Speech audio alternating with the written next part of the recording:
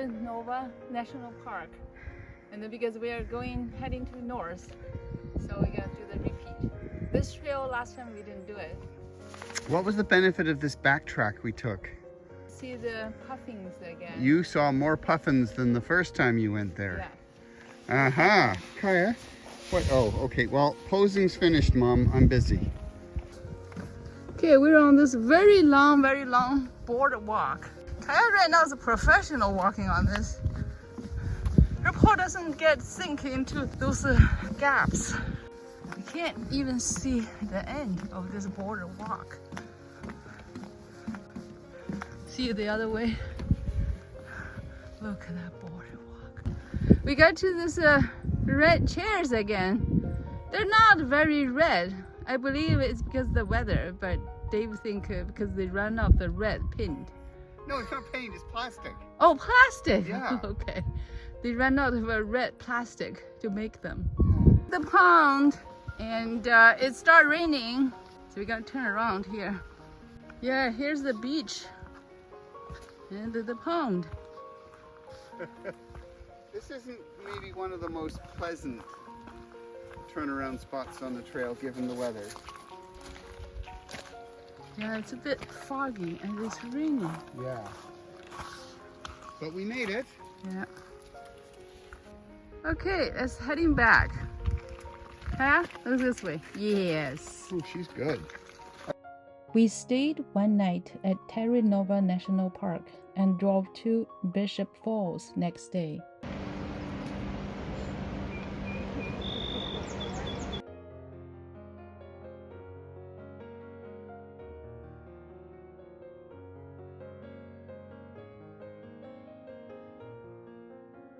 Kaya usually scared of this, but she learned from Alaska. She's really trying. She's walking around the wood there because she doesn't like the grippy bits on this. It's gonna surface. hurt her though. Well, she's put a full pose almost. Oh, no. Oh. So you're gonna go down here now? You gonna try? Tiptoe. Yep, there you go. See, and her feet go mostly on the edge of the stair where it's flat. See, she learned. Oh, she tried to put it on the flat bit. On the flat bit at the front of the step. Oh, that looks hurts. Poor baby. Oh boy. So here's the salmon fishing. So you know what she wants to do right now? She's looking for a dead salmon to roll in. Oh yeah. This really reminded me of Alaska.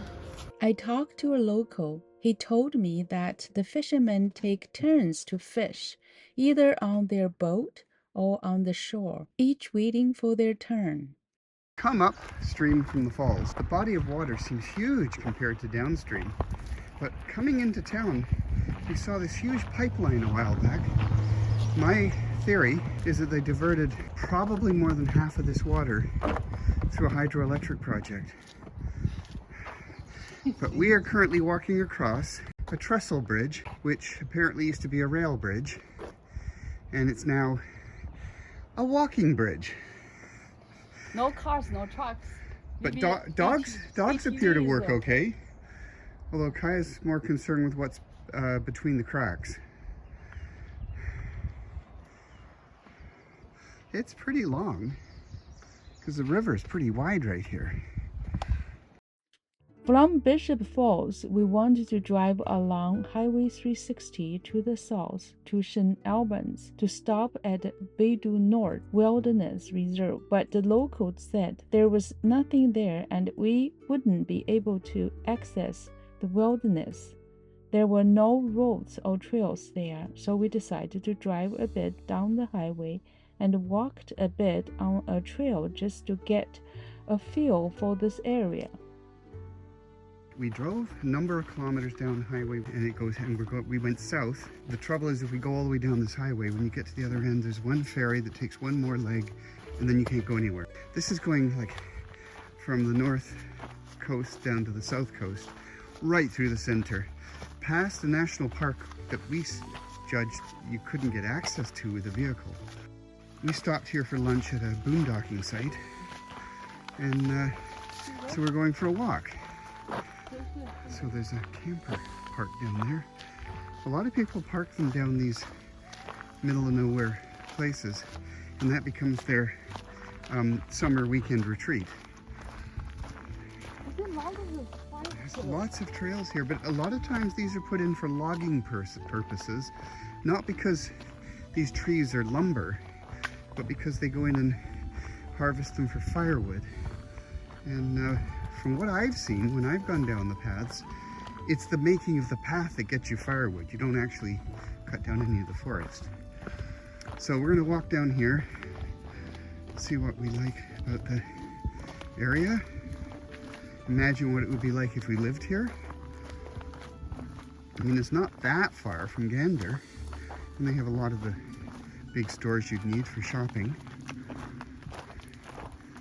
And yet you're in the middle of nowhere almost. Because of the bugs, we retraced our steps out of Highway 360 and finally ended up at Gorge Park, where we could address a problem we'd found with our electrical system. We ended up parking right beside this bunch of trees, and just beyond that is there's the river. Down here is a boat launch and toilets. So it seemed we'd gone a couple of days and it hadn't been charging. We got down to about 66% on the battery, and so I started noticing that and started trying to work backwards to find out why it wasn't charging. I ended up wriggling all these connectors and finally found out the negative was a bit flaky. And so we took it apart, and then with me on the roof and Jenny underneath, we pushed it together within this roof hole, and it started working again. And what is that? That's this is the power from the solar panels coming in, and then it goes through our ductwork and ends up down at the charge controller.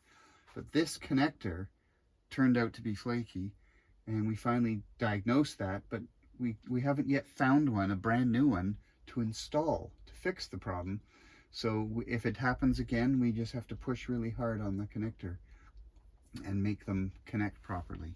Maybe it doesn't last but that long. That was a couple of hours of diagnostics we did there. Little Gray is camping just beside the park and community center in Baie Verte. So there's this river coming down here, and salmon spawn in this river. And what a gorgeous day, but it's a little humid.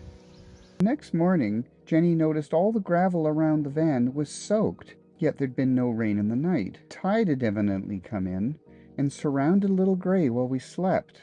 We found our van was also surrounded by thousands of mosquitoes. We quickly packed up and left the beautiful river, continued driving toward the north to visit Fleur de Lys.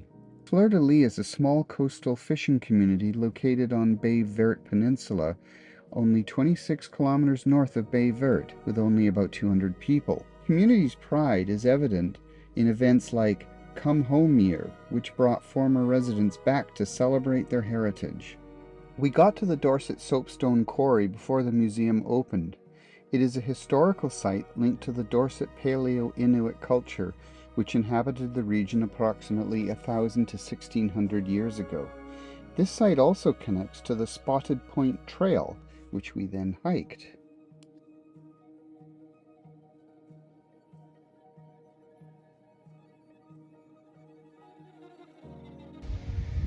And so you see all these holes where they scraped out the soapstone and used it to make pots and stuff. Yeah, so who knows how far that rock came out before they started scraping it off. Yeah.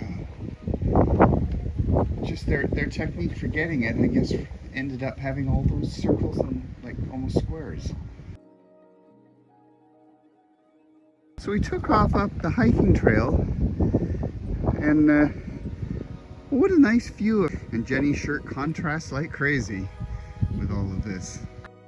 After we visited the soapstone quarry, the trail continued.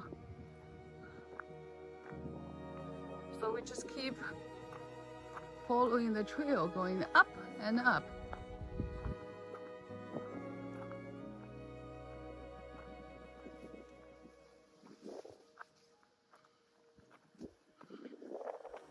We got a beautiful day though. Yesterday was beautiful, but last night wasn't that great because we got lots of mosquitoes trapped in the van. And also Kaya threw it up. Don't know what did she eat. Maybe that rotten wood from the river. She did have some. I tried to stop, but she did eat some. I don't know. So she is not feeling well. Or she just constantly wants to go back. Or she's just scared about the banging noises from the town.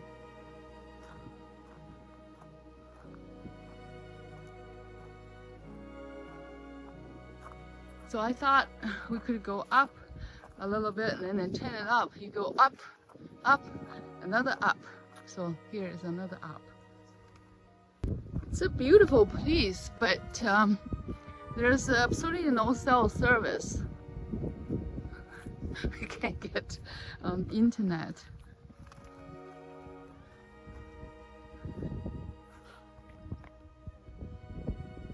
Can I keep going? She's checking something out.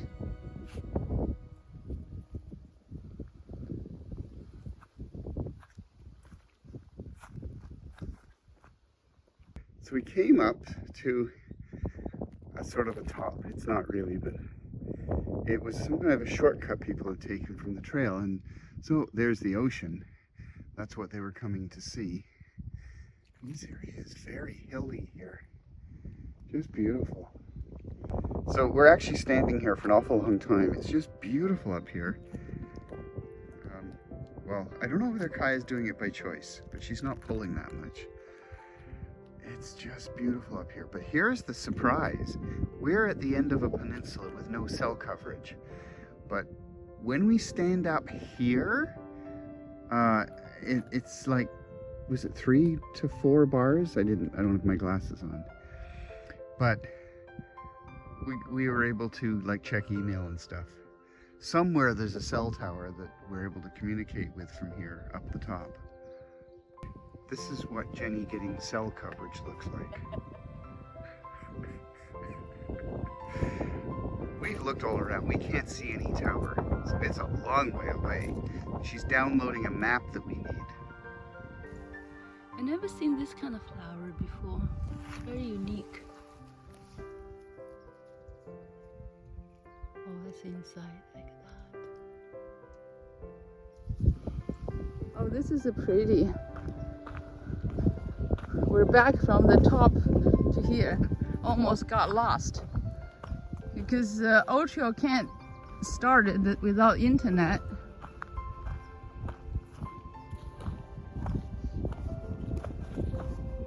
There's just so many trails. I believe the trail is gonna go to there. See that? Some kind of a wood lookout. Yeah, this big rock, it has all these scratches. Don't know if it's natural or man-made. But then right next to it are some places where they were able to scrape out the Yeah, those are the soapstones. Soapstone, yeah. It's funny how it's little grooves of it, and then they have to leave the rest of the rock there. So that looks like a piece that's not scraped out. See that lighter color horseshoe shape? Yeah. Well, that's the same shape as they were scratching out, so I'm assuming that's a piece they didn't quarry. Well, that's the trail we did.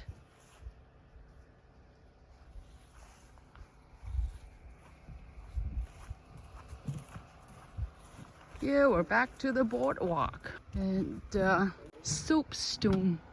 Easily worked, soapstone was an important raw material for many of the Aboriginal societies of Newfoundland. Outcrops in this vicinity were extensively quarried, probably by the Dorset people, bearers of an Arctic culture, who occupied the province. Yeah? They've put rock walls here. Nature must have filled all this in, and they dug it back out to reveal these areas down here. So when the people were scraping it out, the land was lower at that point. But they're all the same sort of shape, which is confusing. The soapstone appears to have been used here primarily for bowls and oil lamps. Remains of vessels in different stages of preparation can be seen in the rock face. This makes the quarries an important source of information about the stone technology of these early Newfoundlanders. Look at that little island. Isn't that cute? You can picnic there. Okay, walk this way. Okay.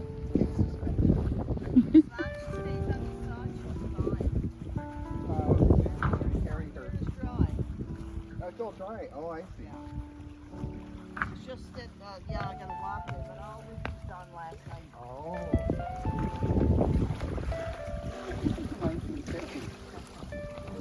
It's all dry there. Oh, thank you. Oh, this water is so see-through. See-through. Well, clear.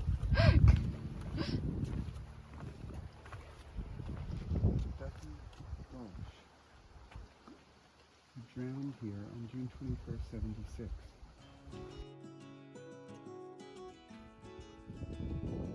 So they got this pet toilet there. Well, Jenny, I'm not positive. Well, it says keep it clean, that's it. Oh.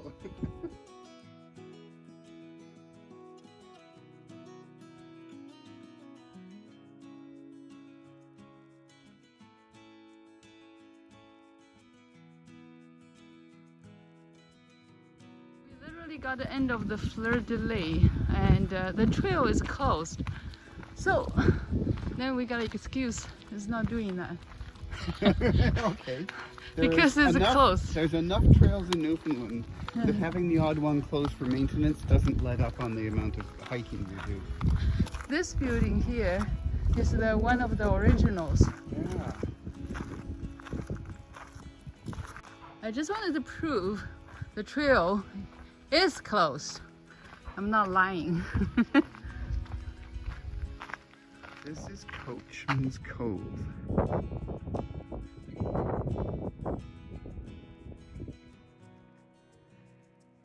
And it's a very pretty harbor in here. You drive down a very long steep piece of highway to get here.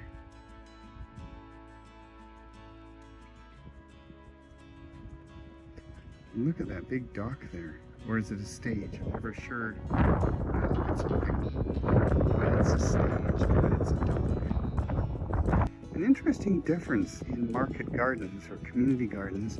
Back home, there's something set up on public land that's usually owned by the city or region. Here, I keep noticing these gardens on what I presume is crown land, like a piece on the edge of the highway or something. People just claim it and grow stuff in it. And we heard that land is actually quite expensive when it comes to buying it to put a house on it. And I think it has to do with just the fact that people want to live on a coastline, and the coastline is so rough and jagged that there's not really a lot of useful land there. Oh, I got so many dogs. 5 of them there. And Dave just talked to them. I was thinking maybe he's gonna adopt one and then come back.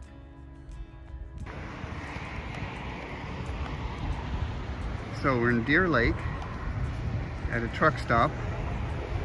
And oh, sorry, deer, it's a moose. Okay, it's a moose in Deer Lake. And it's a male moose in Deer Lake.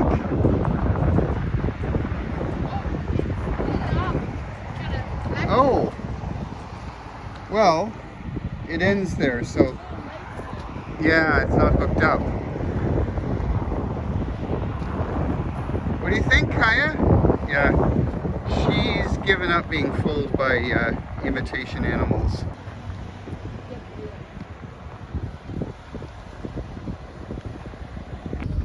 Here is Rocky Harbor, and that's in a van. So we're going to this restaurant called, what is it? Oh, Fisherman's Landing Restaurant. I have their moose burger. So we got a moose burger and try it. It's my first ever moose burger. Okay, here we go.